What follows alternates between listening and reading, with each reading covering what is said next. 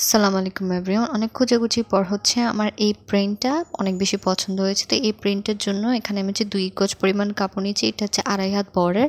আর কাট লেসটা আমি এখানে নিয়েছি 2 গজ, আর নরমাল লেসটা নিয়েছি হচ্ছে 3 গজ পরিমাণ।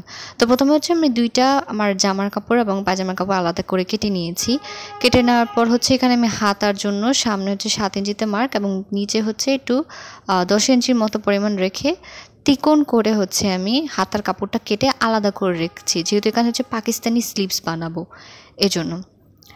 এরপর হচ্ছে আমি শোল্ডারের জন্য 7 ইঞ্চি এবং আর্মহোলের জন্য 7 ইঞ্চি নিয়ে একটা বক্স করে নিচ্ছি। বক্স করে নেওয়ার পর হচ্ছে এখান থেকে আমি একটা শেপ দিয়ে নেওয়ার পর 14 ইঞ্চিতে আর হচ্ছে 22 ইঞ্চিতে একটা মার্ক করে নিচ্ছি। নেওয়ার পর হচ্ছে এখানে মার্কগুলো মিলিয়ে নিচ্ছি। মার্কগুলো মিলিয়ে নেওয়ার পর এখানকার আমি হচ্ছে কোমরে এবং হচ্ছে হিপের মাপটা দিয়ে নিচ্ছি। আর এই ড্রেসটা হচ্ছে নেকের ভিডিওটা আমি আলাদা করে দিয়েছি, আপনারা ওখানে সুন্দর করে আমি বুঝিয়ে দিয়েছি। ওই নেকের ভিডিওর নেক ডিজাইনের ভিডিওটা আপনারা আলাদা ভিডিওতে দেখে নিতে পারেন।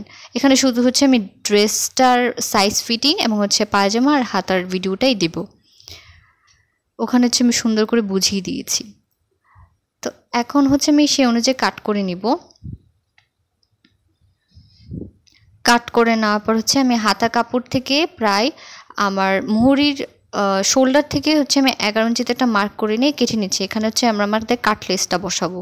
তো এখানে আমার হাতার কাপড়টিকে আমি উল্টা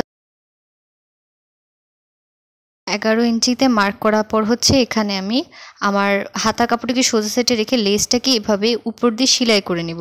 সেলাই করার পর হচ্ছে এখানে আমাদের সেলাই করার যে পাটটা উল্টো আছে সেই সাইডটাকে আমাদের নিচে আমরা যে আরেকটা টুকরো কাপড় কেটেছি সেটাকে সোজা সাইডে রেখে উপরে পাটটাকে উল্টা সাইডে রেখে এর উপর হচ্ছে আমরা স্টিচ করে দেব। স্টিচ করার পর আমাদের লুকটা বা আউটকামটা হচ্ছে এরকম আসবে। এর উপরে হচ্ছে আমাদের চাপ সেলাই অবশ্যই বসা দিতে হবে। এরপর হচ্ছে হাতার নিচের মুহুরির সাইডটা হচ্ছে মুড়িয়ে সেলাই করে এর উপরে হচ্ছে উপরে আমি এখানে ভিডিওতে দেখাচ্ছি হচ্ছে নিচে লেসটা বসাচ্ছি, কিন্তু আসলে আমি উপরে লেসটা দিই ভালো ফিনিশিংয়ের জন্য। এবার হচ্ছে আমি 22 ইঞ্চিতে মার্ক করে নিচ্ছি। এখানে হচ্ছে আমাদের সাইড ফাড়া দিব। পায়জামার জন্য হচ্ছে আমি 2 ইঞ্চিতে মার্ক করে নিচ্ছি। 2 ইঞ্চিতে মার্ক করার পর হিপের জন্য হচ্ছে আমি হাইয়ের জন্য হচ্ছে আমি 12 ইঞ্চিতে মার্ক করে নিয়ে এভাবে হচ্ছে একটা শেপ দিয়ে নিব। শেপ দেওয়ার পর হচ্ছে এখানে আমি নিচ পর্যন্ত মিলিয়ে দিব। সেই অনুযায়ী হচ্ছে আমি এখানে কাট করে দিচ্ছি। কাট করার পর হচ্ছে হিপের যে সাইডটা আছে এই দুইটা সাইডকে সেলাই করে নিব। সেলাই করার পর হচ্ছে এখানে আমি সেলাই করে নিচ্ছি। এবার হচ্ছে আমি বেল্টের কাপড়টা সেলাই করে নেব।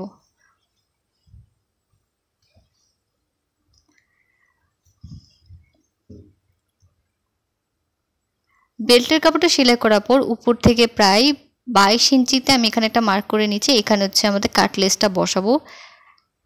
এখানে 22 ইঞ্চিতে মার্ক করার পর সোজাসুজি মার্ক করে নিব এবং এই সাইডটা হচ্ছে কাট করে নিব।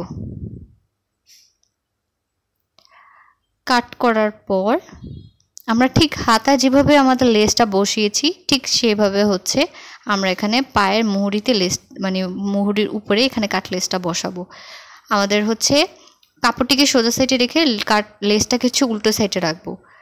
রাখার পর এই কর্নার হচ্ছে আমরা স্টিচ করে this is the final look of this dress. আপনারা দেখতে পাচ্ছেন ড্রেসের আউটকামটা। এটা হচ্ছে স্লিভসটা, এটা হচ্ছে আমি মানে ফুল ড্রেসটা আসলে দেখানোর চেষ্টা করেছি। এটা হচ্ছে ড্রেসের নিচের পার্টটা, এখানে হচ্ছে পায়ে, এইটা হচ্ছে এটা লেসটা দেখতে পাচ্ছেন। অনেক সুন্দর একটা আউটকাম এসেছে এবং এই লেসটা আমি হচ্ছে 500 টাকা বাজেটের মধ্যে তৈরি করেছি। কিন্তু এটা হচ্ছে আমার হাতার লেসটা আর এটা হচ্ছে আমার নেকের ডিজাইনটা। ভিডিওটা ভালো লাগলে লাইক করবেন।